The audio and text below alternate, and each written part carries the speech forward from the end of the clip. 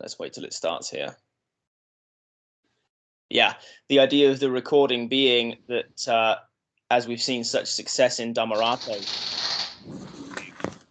it just brings more people our way. How did you stumble upon Dhammarato exactly, Joe? I was watching an interview with Guru Viking and Daniel Ingram and Dhammarato, because like I was a big fan of Daniel Ingram. I don't know, maybe like a year ago, and was just sort of seeing. I just was like, oh, I should see this guy actually talk, and then I found him talking with Dhammarato and was like, wow. I mean, I was much more impressed by Dhammarato talking than Daniel Ingram, I have to say.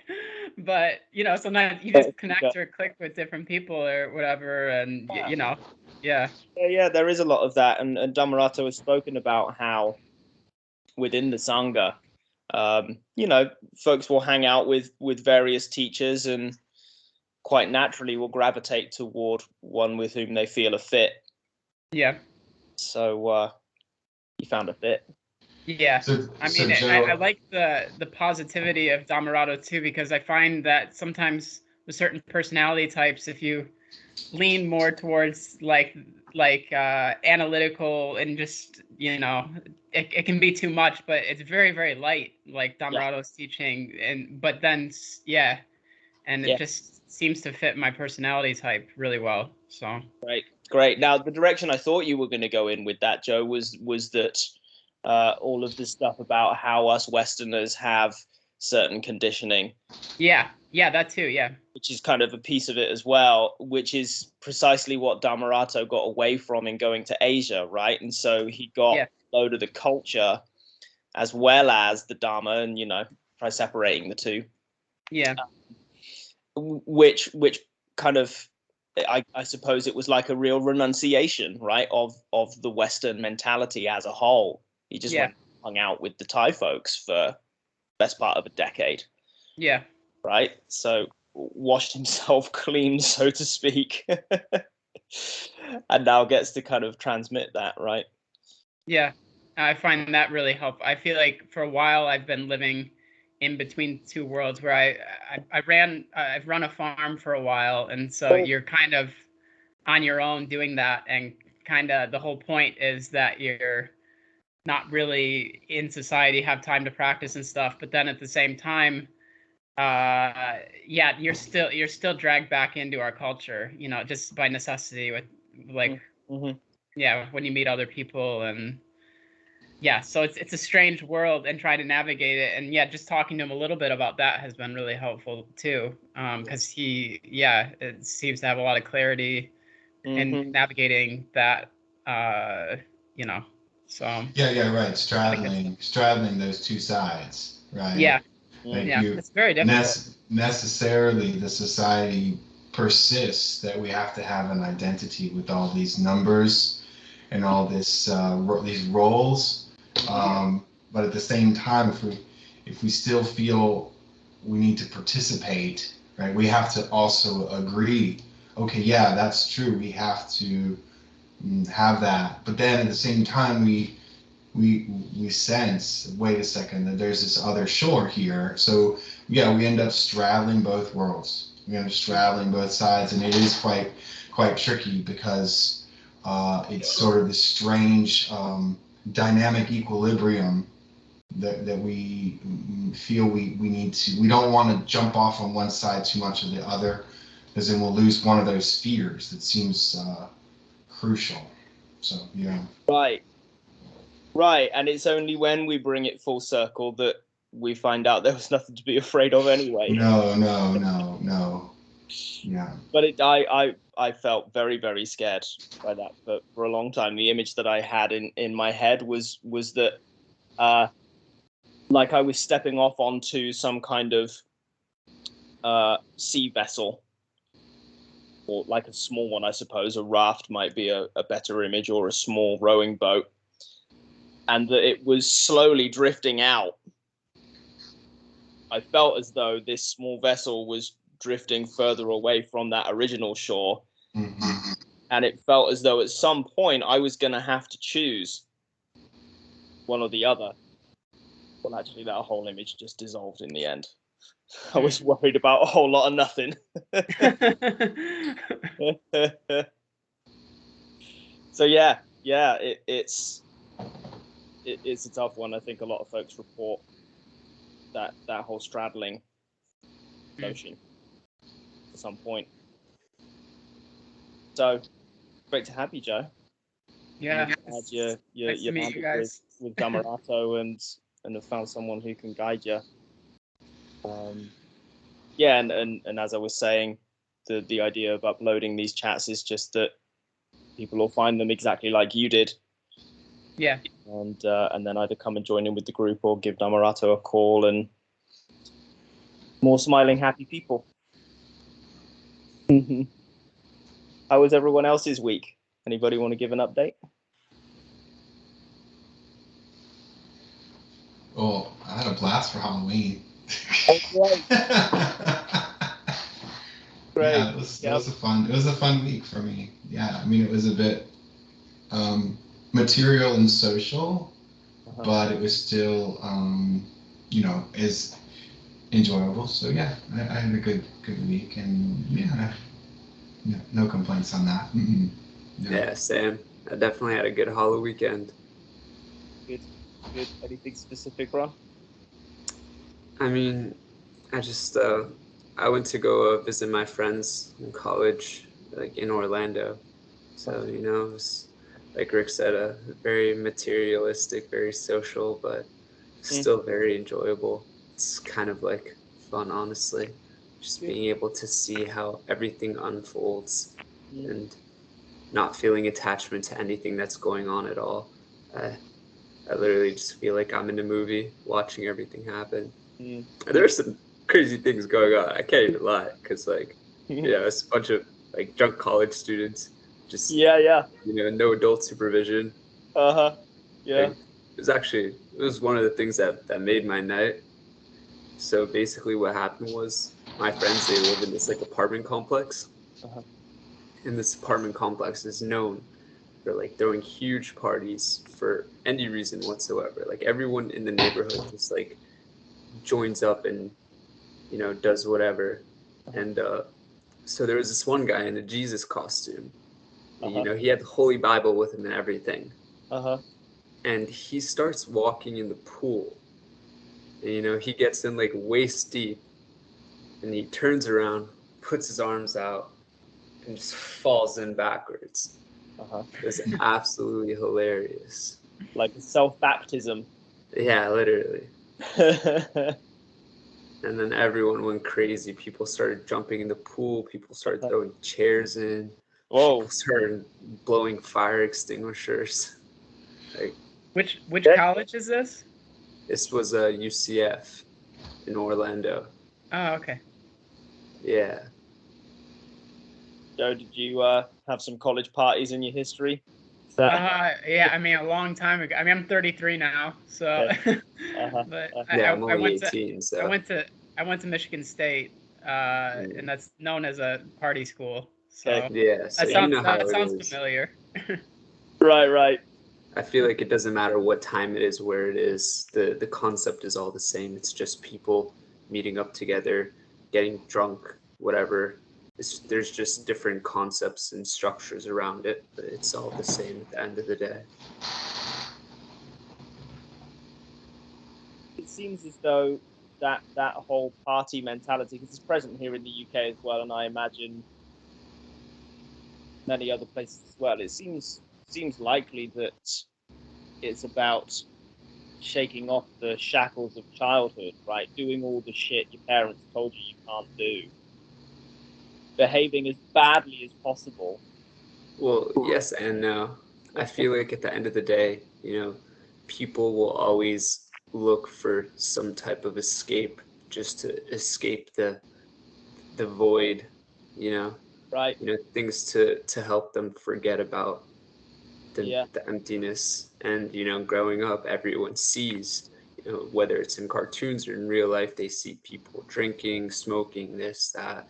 They get introduced to it at some aspect in their lives. And, at first it always starts out as a social thing. You started to meet the social requirements of your friend group, this, that, and then before you know it, it's just normal. Yeah. Because the way I see it, it doesn't matter like what labels you put over it. People getting like drunk together, it's a pastime. It's what people do. Certainly, culturally, there's a lot of momentum. Yeah. Right.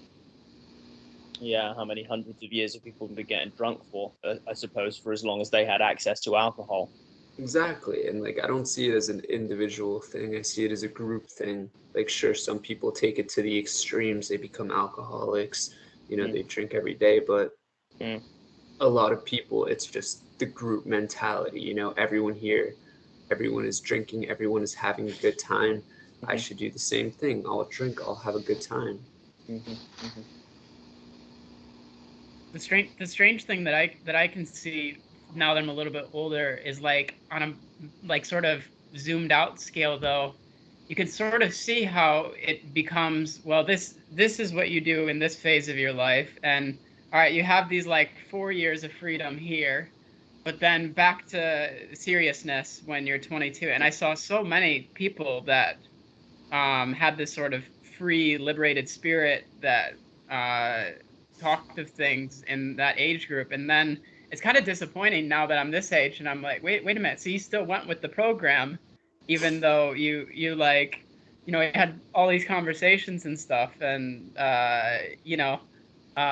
for me, it was a way of kind of waking up to like the story of society is not really what they're telling you. But for other people, it seemed to be just a shift. And like, all right, we'll accommodate that you need a little bit of freedom for these 4 years but then we'll just put the like shackles back on you a little bit. But I used to think that. Oh, sorry. Go ahead. Yeah, go ahead. I used to think that anyone who would partake in these type of stuff, anyone who drink or do drugs, that they were sad or depressed or trying to escape from something, and I feel like that kind of gives people who don't do it some sense of superiority, thinking that that can be the only option, the only interpretation of how things are. But really being in that environment and being able to observe how these people act and react to things, it makes me realize it's just what they want to do, in the same way how we want to be in this video call right now. So we're here.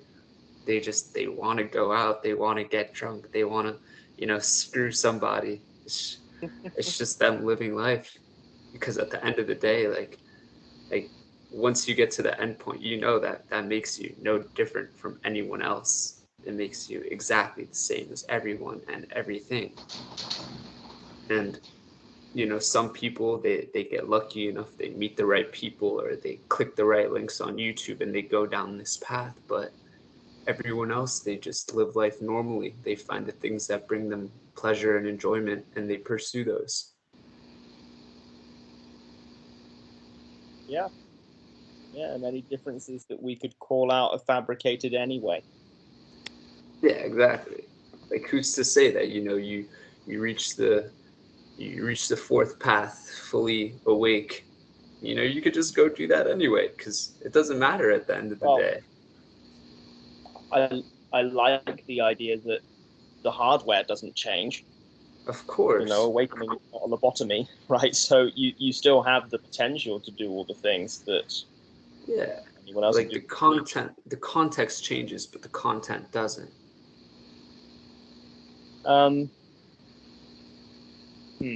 Context changes, but the content doesn't. Well, the content could change moment to moment. Today, I suppose the content is always changing. I think. Right? What was that? You cut out a little there, Dan.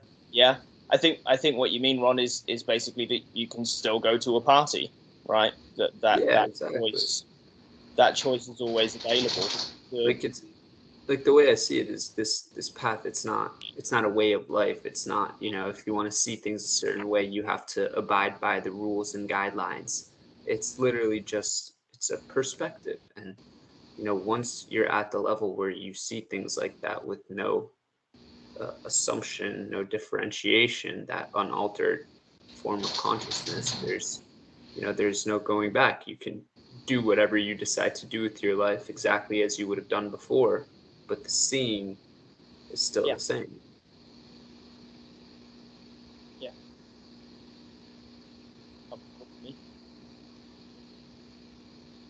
Because indeed, freedom must include the option to go to a party if one wants to go to a party. Yeah, exactly. Right? Now, the question, I suppose, is why would one go to a party? But it might be out of sheer curiosity. I mean, there's so many different reasons. Yeah. The one reason that we would expect not to show up is the reason I need to. Yeah. Right? I feel like shit. Partying will sort me out. Partying will make me feel good. That is. And that is indeed a change of perspective. Yeah. Right? So exactly as you said. Hey, Christopher. Hello. How are you? Christopher. Hi. Hi, Christopher. Hi. I'm Ron. Yes, we have Ron here, and I think, Joe, you've probably not met before either, Christopher. No. You met Rick, I think, on one of the calls. I have, yeah. Last time. I don't think I met Rick. No. Hi there. Okay. The introduction's good. Debbie sat here looking very interested. Hello. As well. This is my wife, Debbie, Joe. Hi. Hi, Debbie. You guys are talking about something very interesting. Alcohol, socialization, and what else was there? Pain. Pain was probably in the mix somewhere, yeah. Yes. So I've been working at a rehab unit, and although there's a lot of information, but I saw some people actually go to alcohol because they want stimulation. It's not just pain, because they don't know how to pleasure themselves in any other way. And that kind of matches with what Ron was saying, the same reason that we find ourselves in this conversation is probably because the kind of mental stimulation that we prefer is through these deep explorations and conversations. Whereas people who have not got that opportunity are more likely to go for that quick fix. Or it could be that's the only thing they want. Well, the quick fixes are what's presented to us as really the only option from a very young age, right? I mean, it starts at cartoons, sweets, play, or, play is kind of different, right? But certainly when it comes to those instant gratification type stimuli. Yeah. Right? No, exactly. Because I can definitely attest, like, I've been exposed to all that stuff from a young age. I always knew what it was. And, if it wasn't for the fact that I, like, something deep inside me wanted to go see what else life had to offer, wanted to understand more deeply, I would have been just like everyone else, getting drunk every single day, doing whatever, just normal person. And, like, don't get me wrong, I'll still indulge, because at the end of the day I am no different from anyone else. But I guess it's just the difference in perspective. I come at it from a perspective where I tended bar for about 3 or 4 years. So I was on the opposite side, actually handing people these libations, for whatever reason they had, and I was trying to be cognizant because of the liability as far as giving people too much, right? Yeah. They couldn't stop themselves, judgments lowered, and, I wasn't just concerned with, legal ramifications. I also didn't want them to get poisoned from this,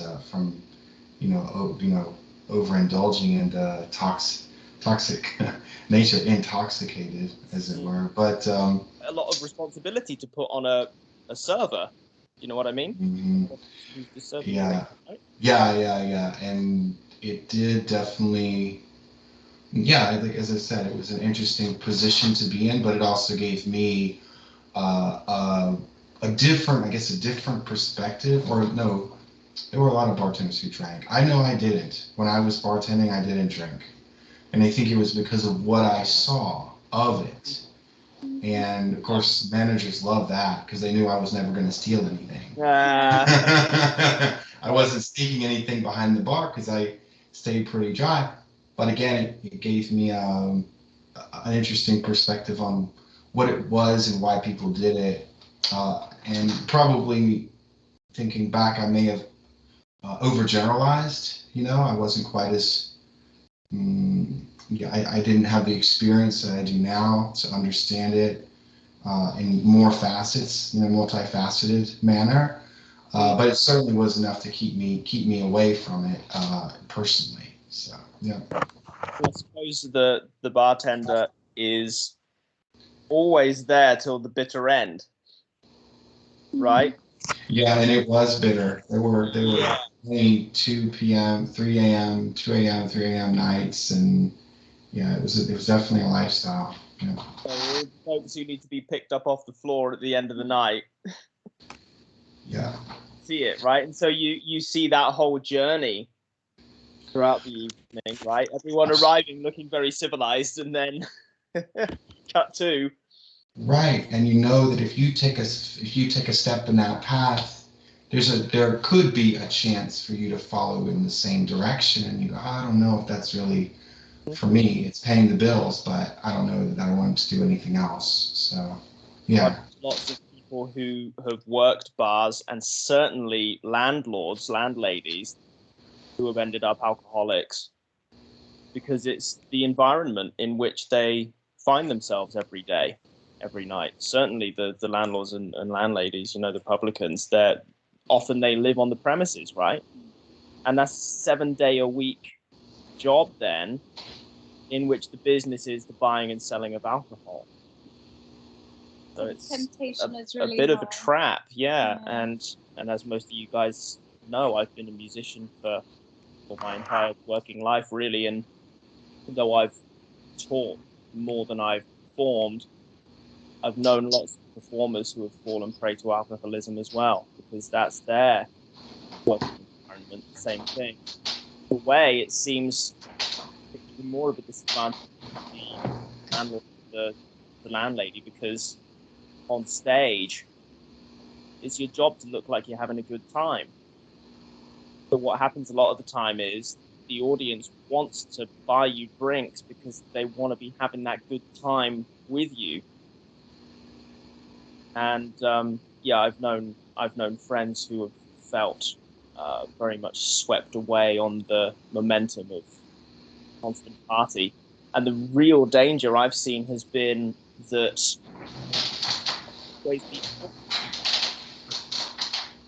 it's very easy, it seems, for people in that situation to call their use recreational. Mm-hmm. Right? Yeah, it's a safe category, isn't it? Yeah. It's a safe category, and it also rebounds any kind of reflection on it either. Mm-hmm. It's like you're able to keep that at bay. It could be multiple reasons, or it could be an underlying reason. But if once you call it into the recreational category because it is so socially accepted, then it becomes beyond criticism. Like, oh, of course, yeah, me too.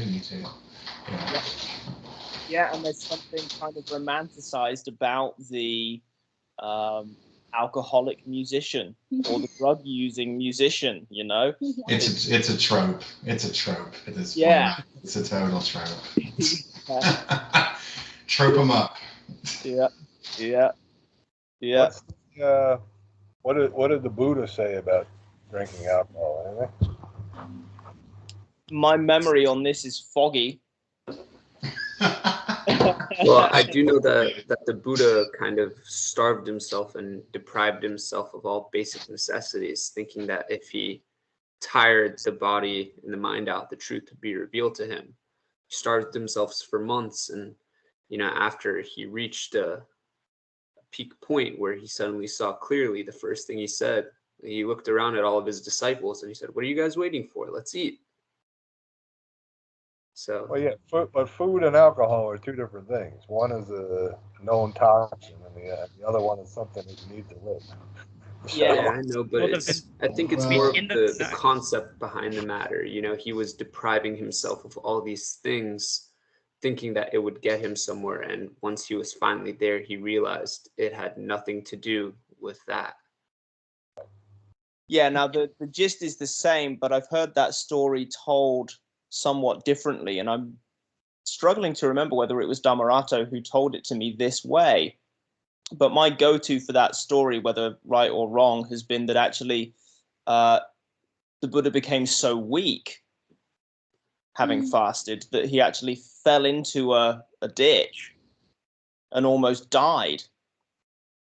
And then coming out of that ditch, having had that close call, he thought to himself, this is crazy. I'm not going to get enlightened if I'm dead. And that's when he started eating again. So again, like same gist, but that's how I recall that story. Maybe we could look it up. But you know, I think that there's a young girl in the story that comes and gives him an offering, and he had been like denying food for a while, and then somebody came with a bowl of a certain type of rice. I can't remember what kind. But yeah, he grabs onto like a root, like on the side of the ditch, and like pulls himself up, and then is offered like a bowl to eat of food. Yeah. Okay. Uncle Ben's. It was Uncle Ben's. Oh. Didn't take long to prepare. Yeah, microwaved probably. Oh, that technology. Regarding alcohol specifically, does anyone have any clear recollection of what's said in the suttas? Well, I mean, in the Vinaya, it's obviously banned for like monks and nuns. That's written, you know. But I don't know specifically. I know he said it's specifically about gambling, but I don't know about drinking. This just came up on Google for me. I don't know if it's legit or not because I don't know how to double check these kind of things. Let's have a look. But it's interesting, like looking in modern times, I think, because you have on one hand like the Tibetans who are very much like all about participating in these things, and there's been many cases of like Chogyam Trungpa is like the drunken monk kind of, and then on the other end, I mean, it's very not like that in the Theravada tradition, and so yeah, I don't know.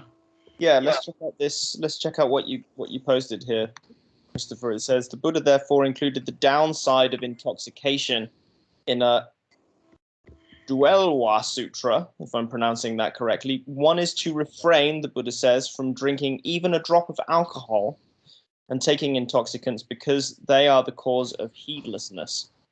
If any Buddhists succumb to the lure of intoxicating drinks, they shall not consider me as a teacher. Pretty strong words. Yeah, I don't know if that's legit or not, but that was the first entry that came up in Google. So. Right. Well, we could look at it just in terms of the hindrances. Like how easy is it to slip into one or more of the hindrances once taken an intoxicant. Indeed. Because I think it makes sense with alcohol. It definitely interferes with judgment and all of that deliberate processing. That's very observation. Yeah.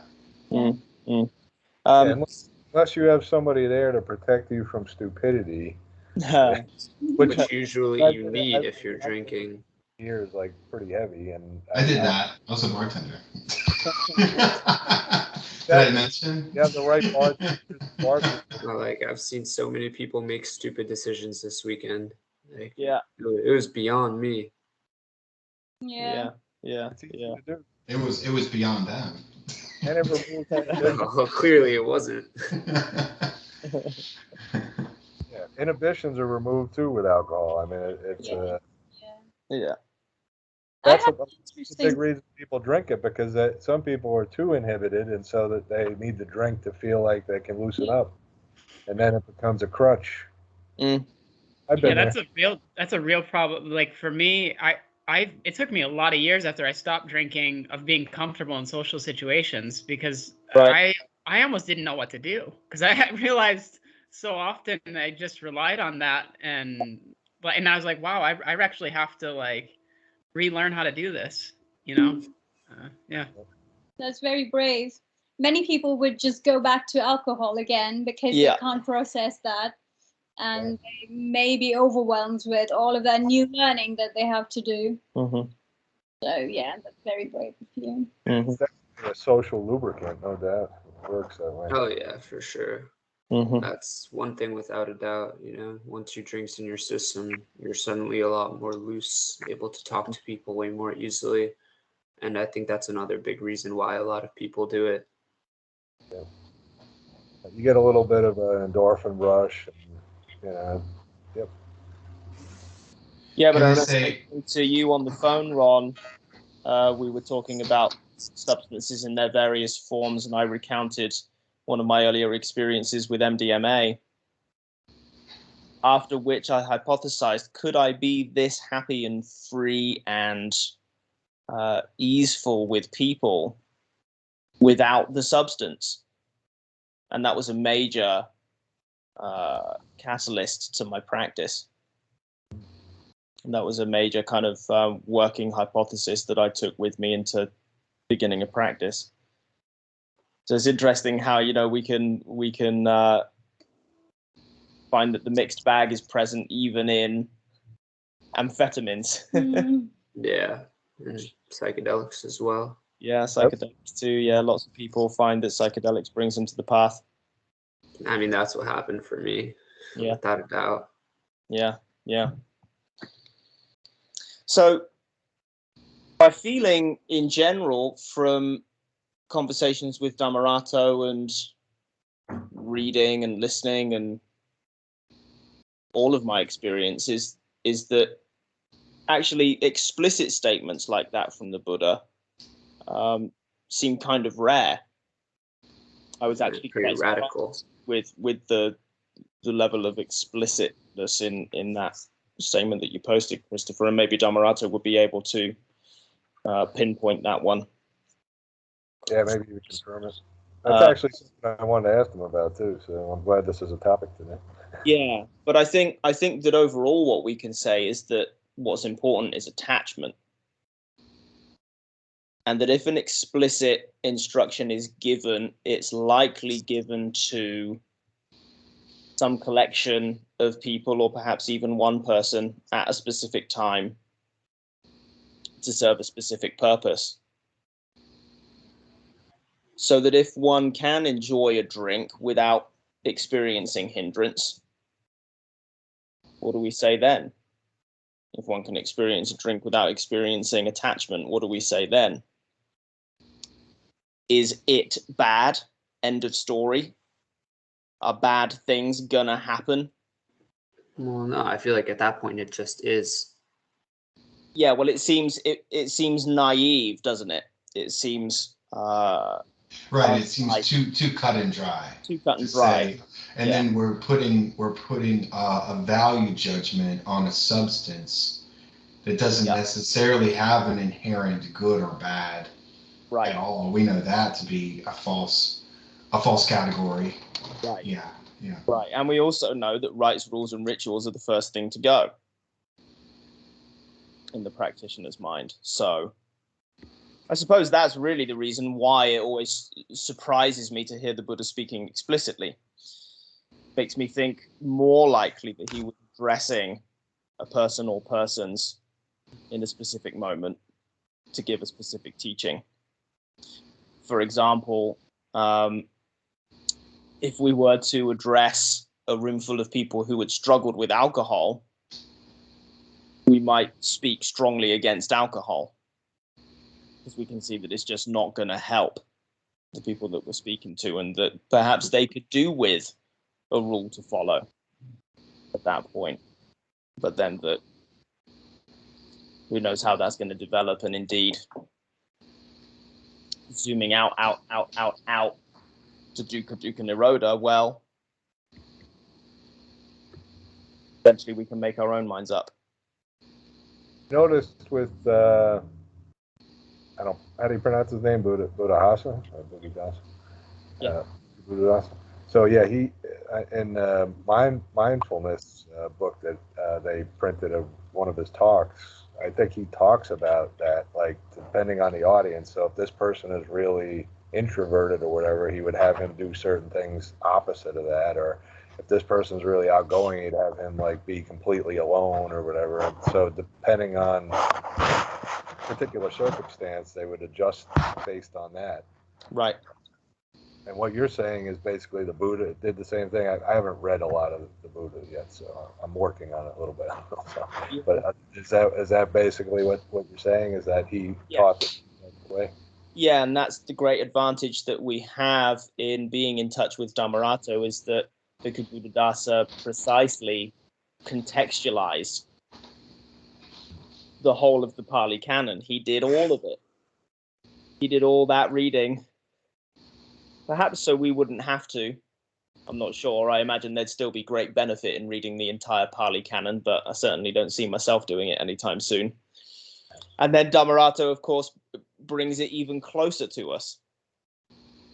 And that indeed was the gist of it, Christopher, was a little to the left, a little to the right, which is from a favorite story of mine. Did I share this one recently? A little to the left, a little to the right? No? It's sounding familiar? So I think it's a Zen story that someone's visiting a monastery and sees the master giving teachings and finds that the master is contradicting himself. And so I actually read about that once. You read this one, did you, Ron? Yeah, it's a favorite of mine. I think so. Are you talking about the story with the dog? No dog in this one, although I'm sure Debbie would love for a dog to make a cameo. Yes. Just add one. So the visitor with his dog approaches the master and says to the master, "You're no good. I've come here from miles away to come and see you teach, and you're telling this guy one thing and this guy another thing. Make up your mind." And the master says, "Well, this person approaches me needing one thing, and I tell him he says he's too far to the right, so I tell him a little to the left. And then the next student approaches, and he's too far to the left, so I tell him a little to the right." And so that I struggle to imagine the great Buddha not being aware of that wise teaching technique. Yeah. I mean, he does it throughout the sutras a ton. I mean, he has definitely different disciples that he talks to in different ways. There's certain teachings that they even go against themselves, and then it causes problems with scholars, and they sit around and are like, wait, he taught two different things. And like, okay, but it's a totally different context. But yeah, I think the only way these teachings could be better interpreted if a population was mentioned who these questions were addressed.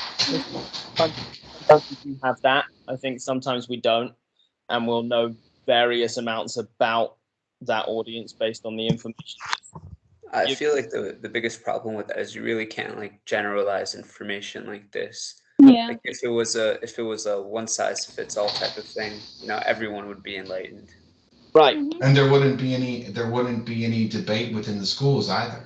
Yeah. Right. Yeah. Right. Yeah. There would just be, it would be Buddhism. It wouldn't be Right. The world would 20 be a very different arguing, place. squabbling. Mm-hmm.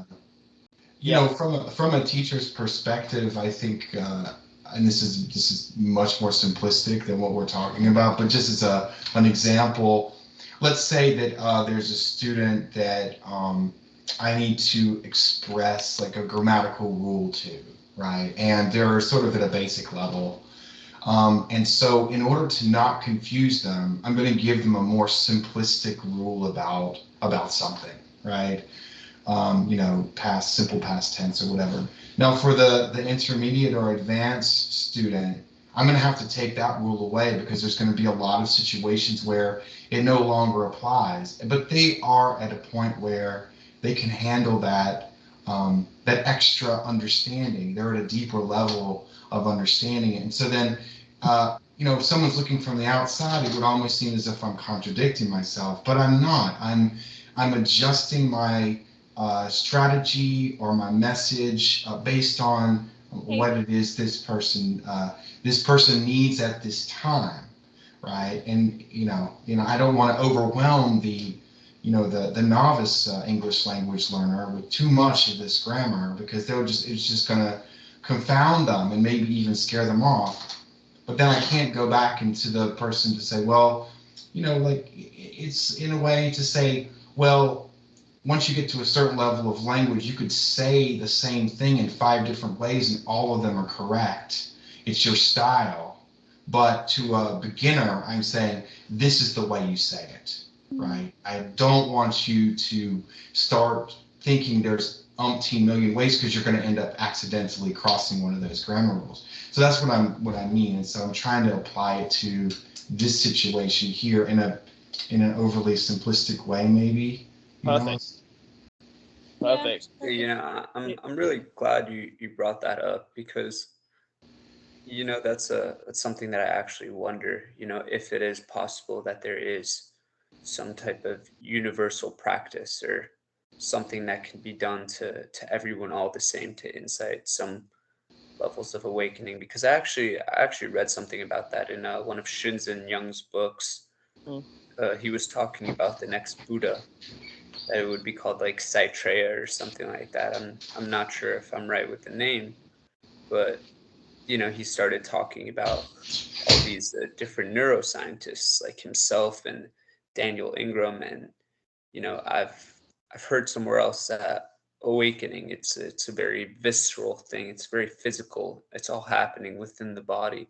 So it just makes me wonder, like, if you can understand how it works on a neurological level, maybe is there some way that you would be able to incite this on a mass level?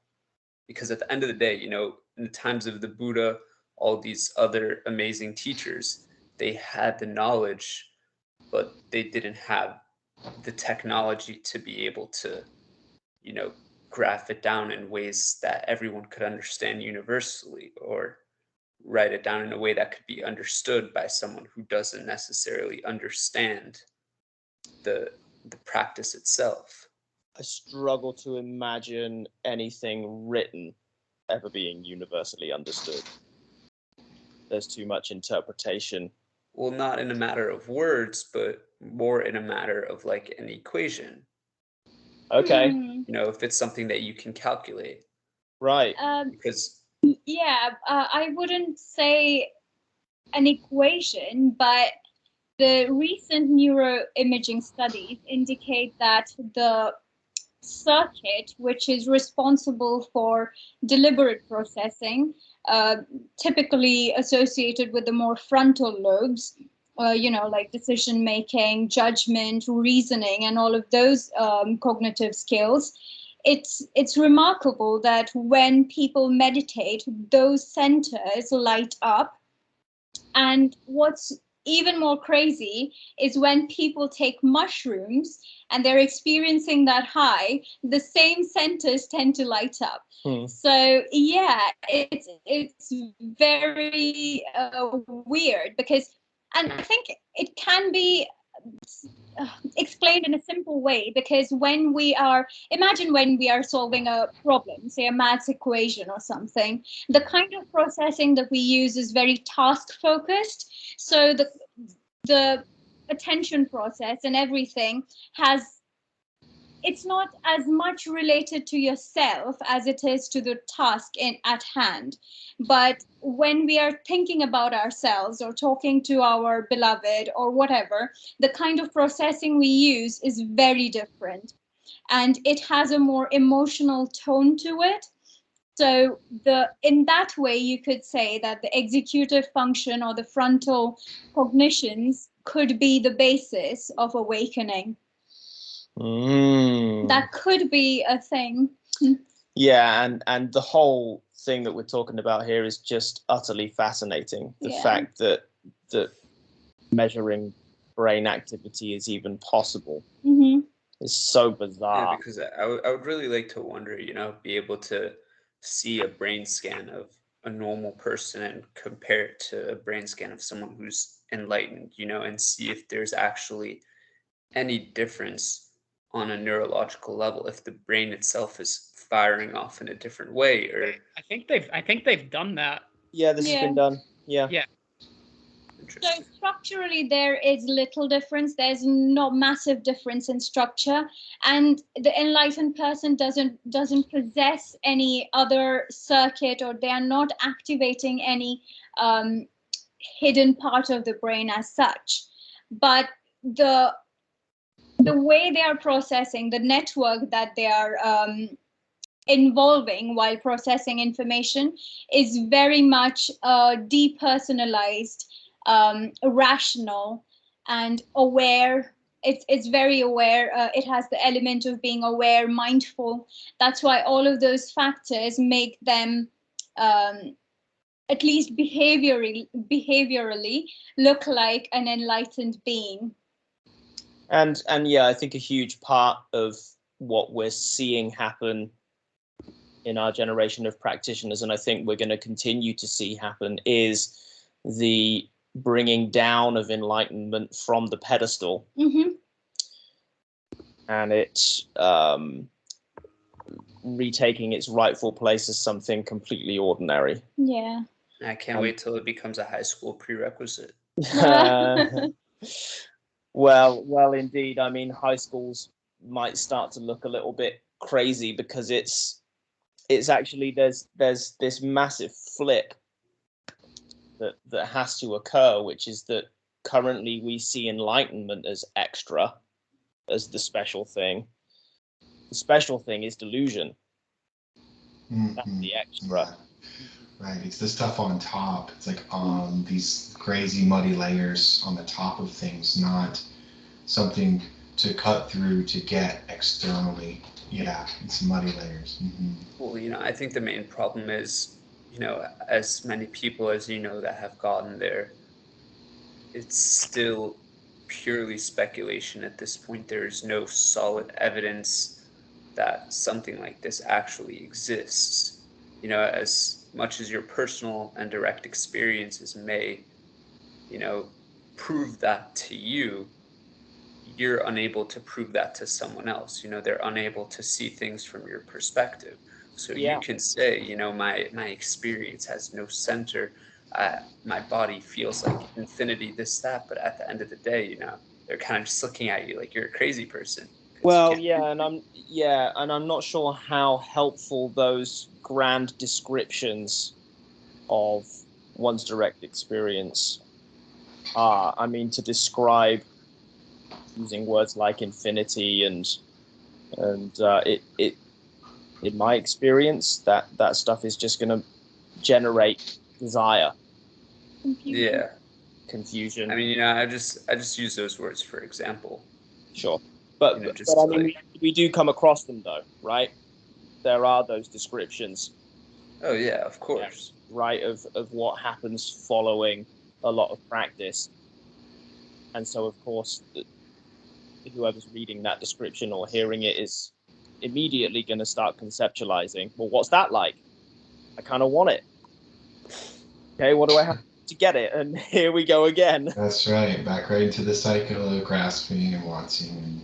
And you could say that's kind of like a student of Rick's trying to understand this certain nuance of a grammar rule before understanding a grammar rule, like the basic grammar rule. Like, right. Yeah, when they press me about it, and I look at them and say, the explanation would just be more confusing than just learning the rule and following it for now. Right. And please just trust me that it's that you'll get to a point where this won't matter as much, but for now, please just follow it. It's going to be less confusing. Yeah. Right. And back to that wonderful image and the Buddha. Imagine if we were to take, Rick, all of your teaching from the entirety of your career,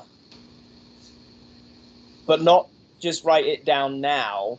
We're going to write it down over a period of how long? A few hundred years. And not one person. That various teachings will be written down by various people. Yeah.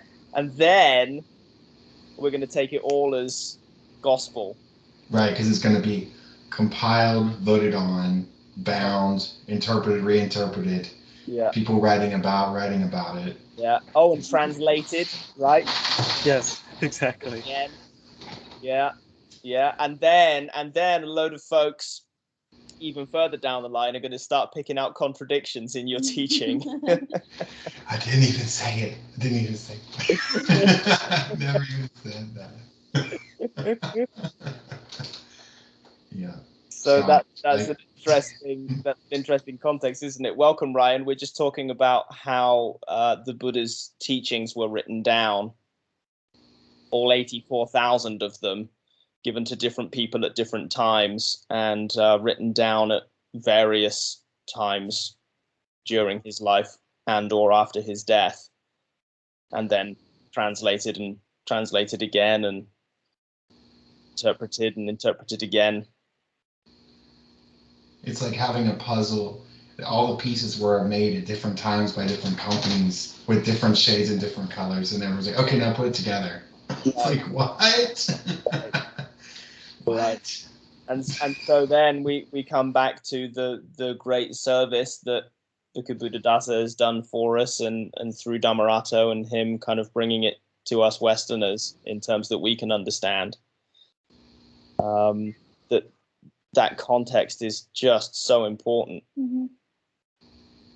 But at least, one advantage of this, though, is at least that there's multiple sources and multiple places that it's coming from that you can compare. Yeah. Because like in Christianity, the real difficulty is that there literally is one. There's one book and that's it. Right. You have nothing else to go on. And at least you have like a few sources to compare. They're written at different times in history and in different places, and there can be a little bit of that, and that I don't know. I find that a little bit more comforting, just in my own practice. That like, okay, this seems to be a really good one because it's written in so many different places, basically the same thing. I mean, when you start reading the Pali Canon, you just see that it's just the same thing a lot of times. Like a lot of them is you're like, oh wait, I've read this one before. It's a good one. I'll bookmark this one. Buddha said he taught only one thing. Dukkha Nirodha. Yeah. 84,000 times. At least. Just packaged it differently. Yeah. Yeah, as you would when teaching anything, right? As you've just taken us through, Rick. Yeah. Yeah, that's right. And I even have slightly different methods for different cultures. It's hard to articulate that, but teaching the folks in South Korea, I approach English, and their needs are different than someone from, let's say, a refugee from Syria, right. And their needs being different. Is it the same language? Absolutely. Is it the same basic information? Sure. But do I have to package differently? Absolutely, because I have to meet them where they are and what their needs are. Because I do have such contact with so many different types of people. Yeah. Lovely. Welcome, Ryan. Yeah, welcome, Ryan. Good to see you again. Hey there, Ryan. Your microphone is off, brother. Good to see you. Good to see you. Brilliant to be here. Yeah. Here he is. Ryan, I'm aware that I still haven't gotten back to you. I wonder if you might like to share your idea with the group, or if you'd rather save that for another time. No, I'm happy to share it with the group. Yeah. So I'm writing a self-help book for National November Writing Month. We should all write books for National November. Everybody gone still? Oops, that's good timing. Okay, I'm going to have to hang up and come back in again. Yeah.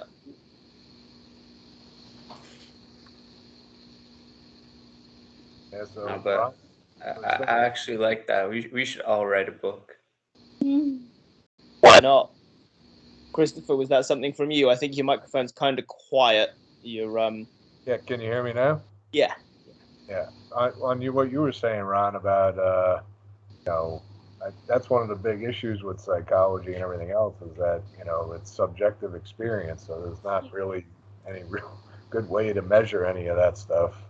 That's what I like about Buddhism, though, is that from my understanding, the Buddha says for you to experience it yourself, and that way you don't have to take anybody's word for it. Yeah, I agree, but you see, the thing with me is, after stumbling onto the path, I've had experiences. I'm just going to use the word experience for now. Experiences that I could have never imagined previously, and I've gotten to levels where I perceive my own reality in such a way that I wouldn't want anything else than for everyone else to experience what I am, because when you find something like this within yourself, this level of unconditional joy and happiness, why wouldn't you want to share it with all the people that you care about? But you see, the problem with that is, as much as you might want to share it, from their perspective, it kind of just seems like a bunch of bogus, unless they actually want to learn about it. Yeah. They never will. We had this conversation a couple of weeks Joy ago. and teach it, right? What was that? Sorry, Christopher? I would say there's a difference between sharing the joy that you have and trying to teach it, because they're two different things. So if you have joy and you're sharing with people, most people are going to be okay with it. No, of course, but with the teaching, like, this is something that I think everyone would be better off knowing. So, whenever I'm in social situations or just talking to friends, I tend to bring it up in one way or another, hoping to teach. And, there are some people who are more than happy to listen. They understand the wisdom within what I'm saying. There are other people who kind of just write it off as, nothing special, never to be thought of again. Yeah. And in those cases, I think you'll benefit from remembering what Rick said, that for some people, when they're when they're processing information in a certain way, everything need not be revealed to them right away. You should hold some of your information back, and only if they seem like they are able to digest all of these things, then only you can go forward. And that's back to observing the situation carefully as well. It's, and looking at it from the wanting perspective again. You say, oh, I want to give them this thing that I've been feeling, et cetera, et cetera. And although, yeah, there's a part of I can appreciate the altruism in that. At the same time, by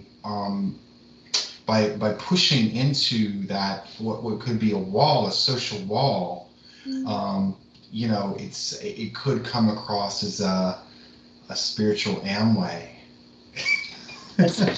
Spiritual what? I'm not sure I'm familiar with that word. A train. An Amway. No. Amway. It's a multi-level marketing. Multi-level marketing, like a pyramid scheme, like oh, it's our Buddhist friend. Oh, here he comes. Okay, just don't look at him. Don't look. And yeah. So I think we've all been there, definitely. I mean, it comes down to and I don't mean to keep bringing this up, but I'm going to go back to Aikido for a second, because I practice this art forever, and a day. Knowing the appropriate response in the moment, and being observant enough to know what that response is, or to know what that what that situation calls for. And and sometimes it just calls for you just to be silent and happy, enjoying the moment where you are, rather than trying to, hey, let me tell you about this stuff. Let me get you hooked on this stuff. This meditation stuff. Yeah, you want to weigh out the pros and cons. Are you Yeah. causing more harm to the person than good?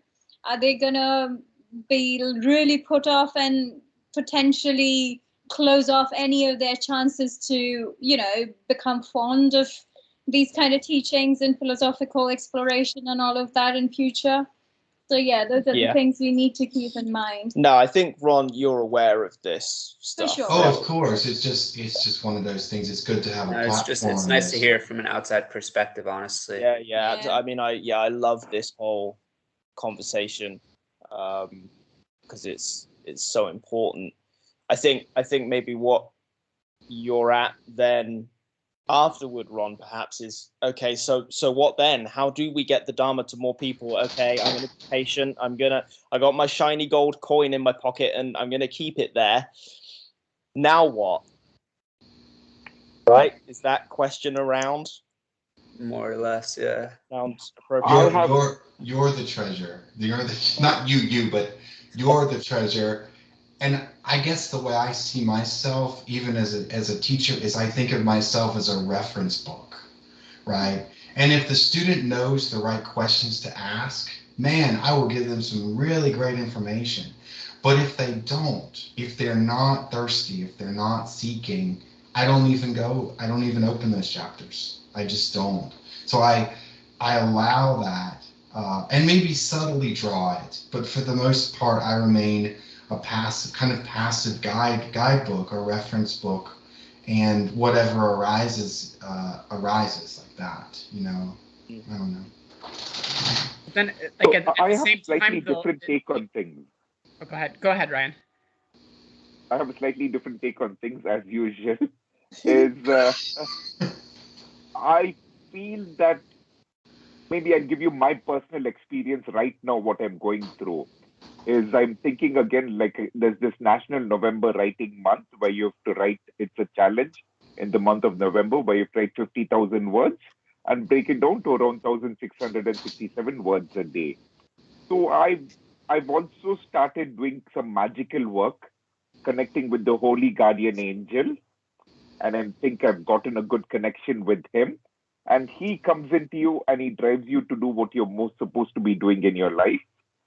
And I've also I think I'm possessed by the spirit of Shiva now coming into me and driving me.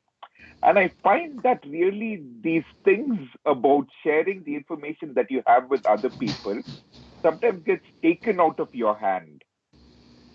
And now I'm feeling driven that I have to do this. This is my journey. So the book that I'm writing is on and is on the way of the open hand. Mm. So from being from the closed fist, grasping, clinging, attachment, wanting, etc., which is how I've been like, get the six pack, be the bestest person in the room or whatever. Not this is go, go, go, go, go. When actually the answer is to surrender and be with the open hand. I practiced that one too. Ryan, I might actually have to join you on this National November Writing Month.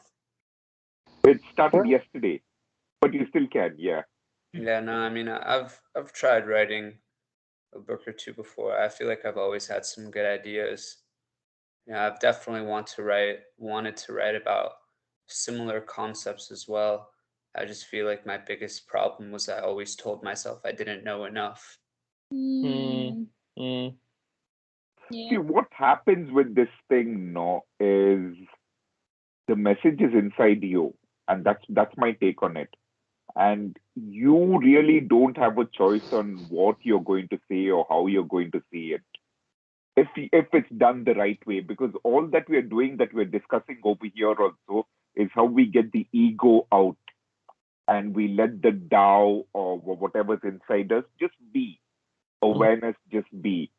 And if you just start the writing, you'll find it go in different ways. It opens up the fractals of creation, successive fractals of creation.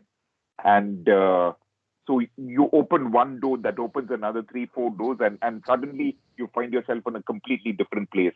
But all you had to do was start. And I think that's what happened to me. Once I started and I had this thing, I thought, let me write about everything. and then about all the advice, and then sell it as a book to my 18-year-old self. But then as I was reading books, they were saying, no, you shouldn't write about everything to everybody, because then you won't get anybody, and make it a niche.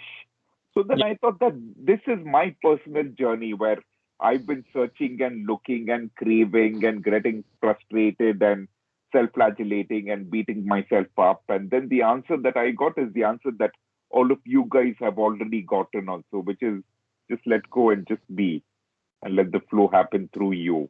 And so that, and once that's happening, I'm getting that this is this thing. And the book's name came up to me, The Way of the Open Hand. And I wrote the first little bit yesterday. And it's nice. The flow is there. It's about, I spoke about Wu Wei, and then these were the lessons I learned. Wu Wei was working well for me until I thought, no, let me have some structure in it and have some systems. And then that went, and then I lost everything. And then so basically, I mean, I'll send you the book. Yeah, well, if I were to do it, I got the title for my book, but that's pretty much it. And that is? It would be called Facing Your Greatest Enemy.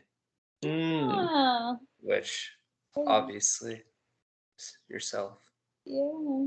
Wonderful book titles. Now, of course, Ryan, you're talking about writing to your 18-year-old self, and he'll be... No, I'm not. That was what I was thinking. Your 18-year-old that self. was what I was thinking about everything, but now it's a niche. I see. It's more the way of the open hand. I see. Okay. I was just going to remark that, of course, Ron, you are 18. Yeah. And so... Doesn't feel like it, though. I can imagine. And so you might have to think differently. Send the book to your 8-year-old self.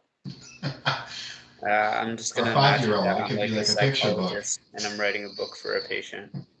Sorry, I got the end of that, Ron, that you're writing a book for a patient. I said I'm just gonna pretend I'm a psychologist and I'm writing a book to a patient. Because like, you know, although this, like what I would want to write about does translate into everything we're talking about, I kind of want it to be like a self-help book in a way, something that uses psychology, philosophy, like things that we know as like ground points to be able to help someone change themselves.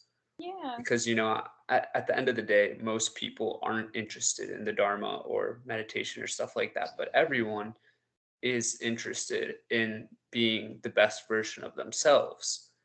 And some of the practices that we talk about can help towards that. They can. Have you read Carl Rogers? No, I haven't. Yeah, I think he recently, I can't be sure. Look him up. He was a humanist, and his work is very similar to some of Buddha's teachings. What was his name? Carl Rogers. Kyle, I think he spoke about K-Y-L-E? unconditional positive regard. No? Yes, he did. Unconditional positive regard. I'm looking up Kyle Rogers and I see an ice hockey player. I think Carl. C-A-R-L, Carl. Oh, Carl. Another positive Mr. Rogers. Yeah, Carl Rogers on free will. All right. You know, I think this kind of gets to what I wanted to comment about your thing before, Ron, where you were talking about talking to other people about the Dharma. And like my personal feeling is like, as long as you're spreading joy and happiness, that especially like now with, you know, you just look at the statistics of depression and stuff, and you know, you just see people's faces. I mean, it's almost like you can't go wrong. Of course, if you start spewing off about like, you know, all these like sort of intellectual subjects, it can be a bit much. But like, if you're spreading joy, it can't go wrong really, because it's so needed, you know. And I mean, I need it. You need it. We all need it, you know. Yeah, and I feel like the way to do it. Oh, sorry. No, sorry, Ron. Yeah, I feel like the way to do it is instead of trying to be evangelical and show them something, is to solve a certain problem for them. Exactly, because when there's someone who's saying, "Man, I can't exercise every day," and then you need to tell them, yeah, maybe you need to be outcome independent about it. And Because I just feel like the problem is if you become someone's source of conditional joy, if you become that condition, they kind of tend to see you as a means to an end, which, goes back to the cycle of attachment. That's true, but a lot of people need a starting point, Yeah. like Yeah, they that need is a fair. jumping off point, And I feel that I've got absolutely no problem being people's source of joy. Do you have to go, Rick? Is that already? No. Oh, It was just a quick, like, I do that with so many of those Koreans. Like, Right. they're so stressed out, and I call them and ask them genuine questions, and Yeah. ask them really how they're doing, and how where they're getting their release, how they're venting, how they're de-stressing. These type of just gentle questions, and then they'll sometimes ask me, well, what about you? And then I'll say, well, here's what I do. I'm like, oh, that sounds interesting. So it's not an ulterior leading question. It's more, like you said, trying to spread my own. For me, it's not really joy. It's more calmness kind of into joy, like low key joy. And humor, as usual, and humor. Like, But yeah, don't get me wrong. Yeah, I'm done. I was just gonna say, I have no problem being someone's source of joy, but what I would much rather is being the reason that they're able to find it for themselves. Yeah. Of course. Yeah, so that would be the difference between solving a problem for someone and Teaching them how to solve it. helping someone to solve the problem, like together, like a teamwork, instead of spoon feeding them. Yeah, that's where therapy is coming to right now, which is amazing. We're trying to get rid of the hierarchy, the dependence, and everything, and yeah, just more autonomy. It's the thing about Confucius about fishing, no? Giving a man a fish and teaching him how to fish. I haven't heard that one. Yeah, it's a famous proverb. Yeah, give a man a fish, he'll eat for a day. Teach a man to fish, he'll eat for a lifetime. Yeah. Good one. A real good one. Or a woman. Oh, so Ron, woman. Ron, I'm going to encourage you to start NaNoWriMo. You still can. You just be one day behind the curve. What was that? I'm encouraging you to start National November Writing Month today. You'll just be a day behind the curve. All right, for you, Ryan, anything. There you go. That's it. Yes. And I've just done my work yesterday. I was busy this morning doing something else, so I'm going to do my 2,500 words after this call. I mean, I woke up really late today. My sleep schedule is kind of all over the place because of this weekend, so I could probably just stay up all night and bang a few pages out. Yeah, but I think the key is just to do a little bit at a time, little bit every day, instead of getting. I don't know. For me, it's actually quite the opposite. It's once I get the feeling for it, I'm on a roll. I could bang out like 10 pages in one sitting. Okay. I mean, what I've usually seen is when I bang out a lot, then it's not consistent, and it's about little things every day. But just see if it works out for you. If it works out for you, if it works out for you. I mean, I'm gonna be here next week. I'm sure you will be too. We can update each other on how it's going. Yeah, beautiful. Maybe compare Happy notes. days. Happy days. Amazing. And I'm going to tell someone else about. Have you heard about Ryan and Ron? Like, these are brilliant authors. You should read their books. No, I'm. Yeah, that's what I said. Ron and Ryan, both of your books. I'm going to recommend someone later, maybe in future. You've seen the future. That's it. And it goes full circle. Yeah, who knows? Maybe I'll end up being a famous author. Who knows? This is how it starts, Yeah. Yeah, every great book started with a conversation probably quite like this one. Yeah. Yeah, with you guys behind me. Anything's possible, Ron, and we'll just take a small cut of 95%. 95? Yeah, That's man. too low. Come on. I'm a generous man. I'll give you 99. Deal. All right. 99.5. But I'm not going any lower than that. Let's see. Mama taught me how to bargain.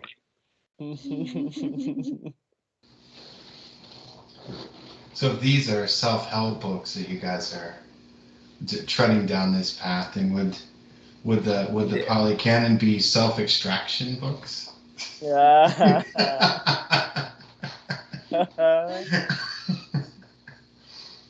Well, I mean, I feel like in one way or another, pretty much every book is a self-help book. You know, whether it's fictional or not, it teaches you something, whether it's about yourself or about the world around you, that helps you operate better.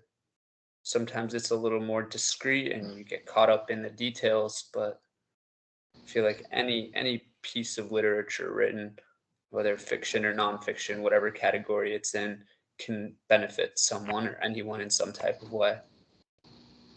It sure can. I think that there's the interpretation and the intention of the reader in the mix, right? The ability to seek out lessons from not just a book, from anything really. Anything, honestly. Yeah. Even movies, it's like even children's movies, seemingly Oh, pointless. man, the kids' movies are full of dharma. Oh yeah. No, yeah, I know. Oh, I know. incredible, right? You go Like back the to those adventures shows of like the adventures of Shark Boy and Lava Girl. Oh, la, la. Sorry, Ron. The Adventures of Shark Boy and Lava Girl. Oh, la, Oh, la. I've not seen that one. Really? Yeah, not seen that one. No, it's a really cool movie because, you know, it's kind of like based around the concept of like the power of your mind, like how you fabricate your own reality Okay. in a way. Okay. I just, There we are. Yeah. I really liked it. Yeah. Fertile ground. And I then the guess Avatar. the writers are always looking to get a lot of morals in there, right? And if they do Yeah. well, we're in Dharma Town. No, but I really like the show, like the Avatar, because of like all the subliminal messaging that it has in that show. Avatar. Yeah. The Last Airbender, is it? Yeah, The Last Airbender. Oh, Oh, that yeah. one. Yeah. I've never seen it. Great show. I used to watch it. It's Yeah. like brilliant. Yeah. Okay. It gives you a lot of insight about how about territorialism, socialization, and just loads of things. I can't remember, but yeah, those are some really good stuff. I like Yeah, the there's Inside Out. Has anybody watched it? Mm-hmm. That was really nice. Yeah, I loved it. Yeah. Yeah, Pixar generally, that was a Pixar, wasn't it? I think so. Yeah. Yeah. Oh yeah, I saw that one. Yeah. Yeah. Yeah. there's this. I'm gonna send a link to a video. You make eating veggies so easy.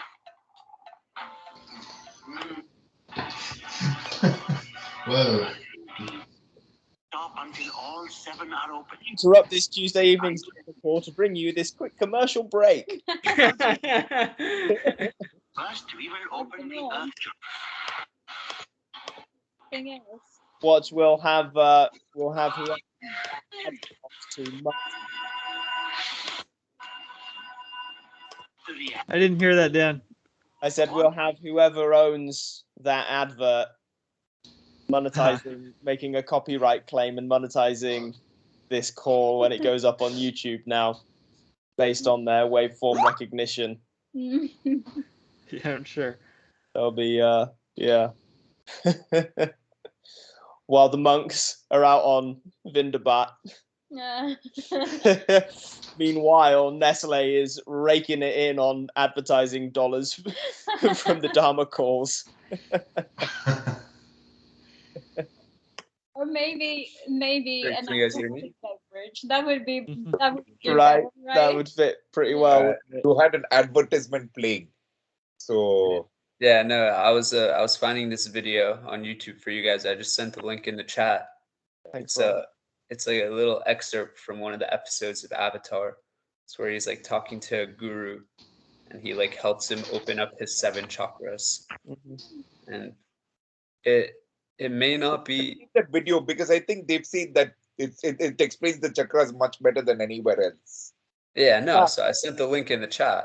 Yeah. So, it's a really short video. It's only 10 minutes, but I just feel like whether or not it is the most accurate thing, it's still so crazy to be able to see something like this in a children's show out of all places. When you look at some other children's shows, like let's say Tom and Jerry, where they show like scenes of like suicide, and they show guns and smoking and drinking and all that stuff.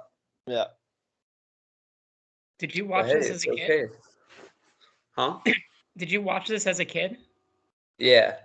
Oh, okay. And then, I came back and I also watched it as a young adult because they had it on Netflix. Oh, okay. Delightful. Well, guys, I'm going to call it a night. The clocks have changed here, as I made you aware, and so that makes late feel even later. Hence, time for bed pretty soon, I think. Great to catch up with you all. Yeah, this was really great. Thanks, everybody. Yeah, it's always fun. Great seeing you guys again. Yeah, likewise, Joe. Great to have you on board. Yeah, nice to meet everybody. Yeah, So, thanks nice for to meet having you, me. Joe. 3 calls total that happen weekly.